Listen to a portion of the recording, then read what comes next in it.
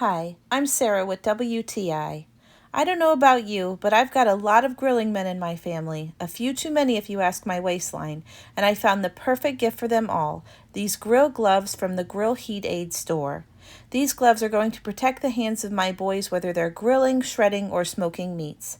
The company offers several different styles and sizes for you to pick what works best for you and the job that needs done. I personally was impressed by how heat resistant they are. I was able to maneuver hamburgers and hot dogs on the Blackstone without even using a spatula or tongs. I was able to pick up the meats and maneuver them around the Blackstone without feeling the heat on my hands.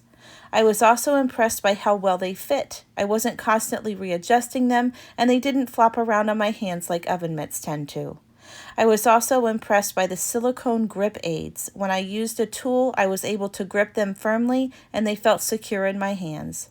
I was thinking about all the possible uses for these and how handy they are to have around the house. These gloves are not only great for cooking, but they're also great for campfires or as work gloves for hot jobs. Now, as the wife of one of the best barbecuers I know, I love that when he's done with these, I can simply throw them in the washing machine and they're ready to go for next time.